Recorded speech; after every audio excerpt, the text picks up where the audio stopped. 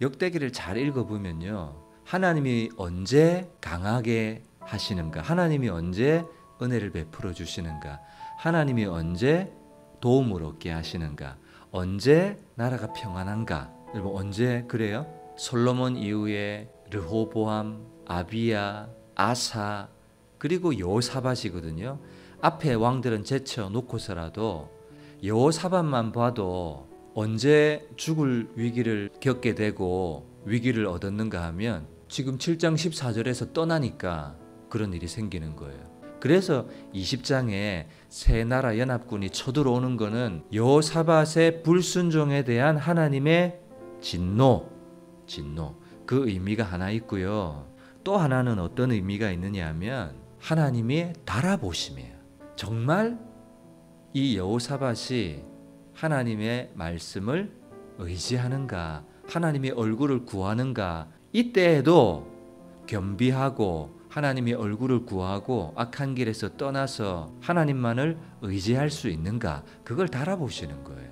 그러니까 사람은 여러분 극한 상황을 만나면 뭐가 더 쉬운가 하면 주님을 바라보고 의지하는 것보다 현실 앞에서 인간적인 방책을 찾는 것이 너무 자연스럽거든요. 그러니까 사람이 어떤 위급한 일을 당하던가 인생에 급한 일을 만나던가 그때 보이는 반응을 보면 그 사람이 가지고 있는 하나님에 대한 신뢰가 어느 정도 되는지 알 수가 있는 거예요. 하나님 앞에 여호사밧이 겸손하고 하나님의 얼굴을 구하고 악한 길에서 떠나고 하나님의 얼굴을 찾는 왕인지 아닌지를 하나님 달아보시는 거예요.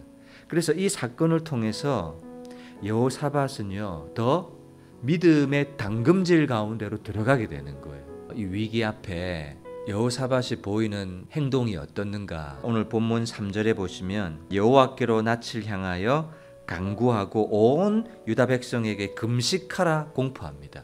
금식이 의미가 있고 기도와 간구가 의미가 있으려면 전제가 있어야 돼요. 전제. 먼저는 하나님과 바른 관계에 있어야 되겠죠. 19장 4절부터 11절까지 보면 여호사밧이 말씀으로 개혁을 합니다. 그리고 백성은 지금 잘 따라오고 있어요. 여호사밧과 온 이스라엘은 하나님과 올바른 관계 가운데 있는 거예요. 하나님의 말씀에 순종하고 있고 온 나라가 하나님의 말씀에 통치를 받고 있는 거예요. 그러니까 금식하고 기도하는 것이 의미가 있는 거예요. 말씀을 경히 여기는 사람, 말씀을 듣지 않고 불순종하는 사람이 위기를 만나요. 그런데 그 사람은 위기 앞에서 하나님 도와주세요, 이렇게 해요. 그러면 하나님이 들어주실까요? 안 들어주실까요? 안 들어준다는 거예요. 많은 그리스도인들이 오해하고 착각하고 있는 것이 자기의 삶은 말씀과 멀리 떠나 있어요. 하나님 앞에 기도하는 삶도 떠나 있어요. 하나님의 얼굴을 구하는 자리에서 떠나 있어요. 그런데도 나에게 은혜를 주실 거야, 하나님 도와달라고 기도하면 하나님 응답해 주실 거야 라고 생각하지만, 여러분 금식하고 기도하고 간구하는 것이 의미가 있으려면 반드시 뭐가 전제돼야 돼요? 7장 14절 너희가 악한 길에서 떠나 스스로 겸비하고 내 얼굴을 찾고 하나님 말씀에 순종하고 기도하고 내 얼굴을 찾으면 내가 그때서야 하늘에서 듣고 금식하고 기도하고 간구하는 것이 효과를 발휘하는 거예요. 근데 악한 길에서 떠나지도 않아요. 스스로 낮추고 겸손하고 기도하고 말씀에 순종하지도 않는데 이 세 나라 연합군이 쳐들어오는 것과 같은 위기를 만났어요. 그리고 하나님 앞에 기도하고 간구한다고 해서 하나님이 하늘에서 듣고 그들의 죄를 사하고 문제를 해결해주고 땅을 고치는 라파, 여호와 라파의 하나님을 만날 수는 없다는 거예요. 하나님 말씀에 순종하고 하나님과 바른 관계를 맺고 하나님의 얼굴을 구하고 기도하는 사람이 그때서야 하나님의 얼굴을 구하면, 도우심을 구하면 하나님의 얼굴의 능력을, 얼굴빛을 받게 되는 거죠. 얘들아, 두려워하지 마라. 여호사밧에게, 그리고 온 유다 백성들에게 너희 두려워하지 마, 너희 겁내지 마. 이 전쟁은 너희에게 속한 전쟁이 아니라 하나님 자신에게 속한, 나에게 속한 전쟁이야. 너희들은 겁먹을 필요 없어. 너희는 대열을 이루고 서서 너희가 함께한 여호와가 행하는 구원을 보라 이렇게 얘기를 합니다. 아직 상황은 바뀐 게 하나도 없어요. 근데 뭐가 바뀌었어요? 여호사밧과 유다 백성들의 마음은 바뀌었어요. 두려웠고 떨고 무서웠는데 하나님 앞에 뭘 가지니까 겸비하고 낮추고 겸손하고 하나님의 얼굴을 구하니까 그 이후에 내일 본문입니다만 뭐 하기 시작해요? 경배하고요. 찬송하기 시작해요. 상황은 안 바뀌었는데. 그리고 전쟁을 대하는 태도가 바뀌어요. 위기를 대하는 태도가 바뀌어요. 사람들을 한번 보세요. 현실을 대하는 태도가 어떤가? 위기를 대하는 태도가 어떤가를 한번 보세요. 사람들마다 위기를 만나면 저 사람은 저렇게 위기를 대하는구나. 중요한 일을 어떻게 처리하는가를 보세요. 어떤 사람은 하나님 앞에 엎드려서 하나님의 도움을 구하기도 하고 목사님 기도해 주세요. 기도를 부탁하기도 하고 중보 기도를 요청하기도 하고 대부분 믿음의 사람들은 그렇게 현실을 맞이하지 않습니까? 그런데 어떤 사람은 위기를 만났는데도 기도를 못해요. 처음에 급박한 일을 만나면요.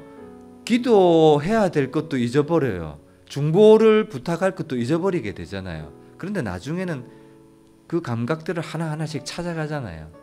근데 어떤 사람들은 말씀 앞에 서지도 않고 겸비하지도 않고 기도하지도 않고 중보기도 요청하지도 않고 온통 현실을 대하는 자세가 육신으로 현실을 대하고 살아가더라. 그 말이에요. 그 사람 인생 가운데는 뭐가 없어요? 하나님의 얼굴을 경험하는 게 없어요. 하늘을 열고 하늘에서 돕고 때를 따라 돕는 은혜, 우연인 것 같지만 하나님의 기가 막힌 섭리, 타이밍, 그게 없다는 거예요. 아무리 외적인 조건이 잘 갖추어져 있다 하더라도 하나님이 함께 하시지 않으면, 주의 손이 함께 하시지 않으면 아무것도 아니에요.